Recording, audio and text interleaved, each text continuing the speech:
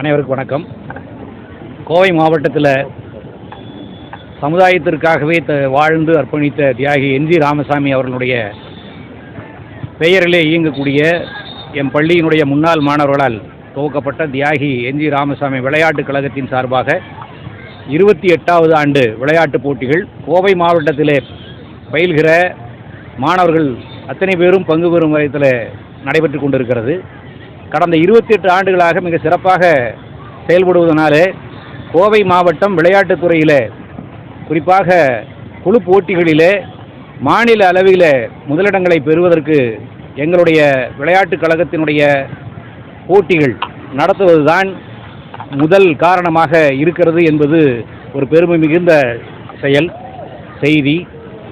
எனவே கோவை மாவட்டத்தில் இருக்கிற அனைத்து பள்ளி மாணவர்களும் குறிப்பாக 90 பள்ளிகளில் இருந்து இந்த போட்டிகளில் எங்களது பள்ளிக்கு வருகை இருந்திருக்கிறார்கள். அந்த போட்டிகள் அனைத்திலுமே மாணவர்கள் மிக சிறப்பாக இப்பொழுது செயல்பட்டு கொண்டிருக்கிறார்கள்.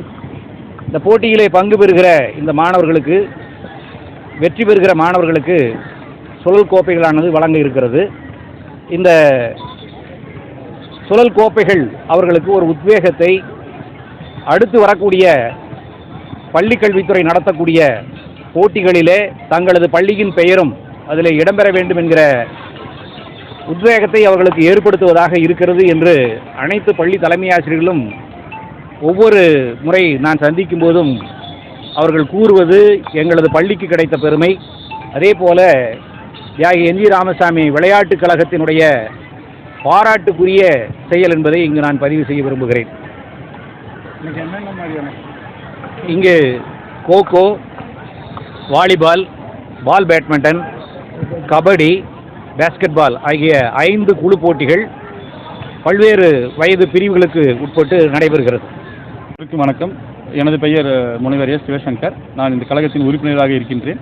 இந்த கழகமானது 1992ஆம் ஆண்டு பள்ளியிலே அப்பொழுது உடற்கல்வி ஆசிரியராக பணியாற்றிய சுப்பிரமணிய அண்ணா அவர்களால் துவக்கப்பட்டு 1993ஆம் ஆண்டு முதல் இந்த போட்டிகள் மாவட்ட அளவிலான போட்டிகள் நடத்தப்பட்டு வருகிறது. இந்த ஆண்டு 28ஆம் ஆண்டு போட்டிகள் நடைபெற்று வருகிறது.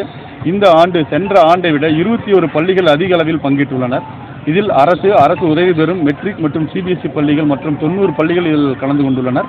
256 அணிகளும் கிட்டத்தட்ட 3200 விளையாட்டு வீராங்கனைகளும் இப்போட்டிகளே பங்கேற்றுள்ளார்கள். மிக சிறப்பாக நடைபெற்று வருகிறது.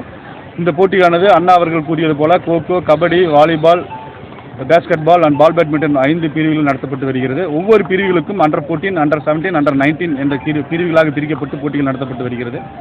இந்த ஆண்டு மாணவர்களுக்கு முதல் 2, 3 மற்றும் 4ஆம் இடம் பிடிக்கும் அணிகளுக்கு சுழற்கோப்பைகளும் தனிநபர் பரிசுகளும் மற்றும் சான்றிதழ்களும் வழங்கப்பட்டு வருகிறது. இது மட்டும் இல்லாமல் விளையாட்டிலும் கல்வியிலும் சிறந்து விளங்கும் மாணவர்களுக்கு சுமார் 1 லட்சம் அளவிலான கல்வி உதவித்தொகையும் வழங்கப்பட்டு வருகின்றது என்பது சிறப்பு.